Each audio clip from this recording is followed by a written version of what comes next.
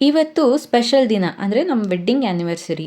So ಅದಕ್ಕೆ ಅಂತ ಹೇಳ್ಬಿಟ್ಟು ಮನೆ ಹತ್ರ ಇರೋ ಶಿವ ಟೆಂಪಲ್ಗೆ ನಾನು ನಮ್ಮ ಮನೆಯವರು ಮತ್ತು ಪಾಪು 3 ಜನ ಹೋಗಿ ದೇವ್ರ ದರ್ಶನ ಮಾಡಿಕೊಂಡು ಹಾಗೆ ಅರ್ಚನೆ ಕೂಡ ಮಾಡಿಸ್ಕೊಂಡು ಬಂದ್ವಿ.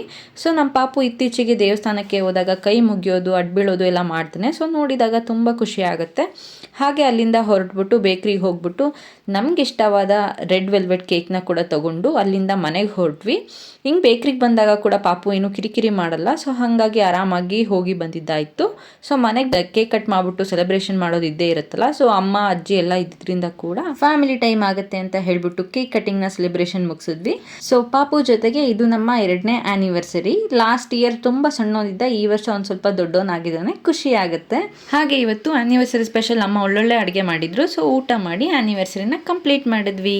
ಇದ್ರ ಕಂಪ್ಲೀಟ್ ವಿಡಿಯೋ ಚೈತ್ರ ವ್ಲಾಗ್ಸ್ ಇನ್ ಕನ್ನಡ ನನ್ನ ಯೂಟ್ಯೂಬ್ ಚಾನಲ್ ಇದೆ. ಸೊ ಪ್ಲೀಸ್ ಇಂಟ್ರೆಸ್ಟ್ ಇದ್ದರೆ ಚೆಕ್ ಮಾಡಿ ನೋಡಿ. Thanks for watching.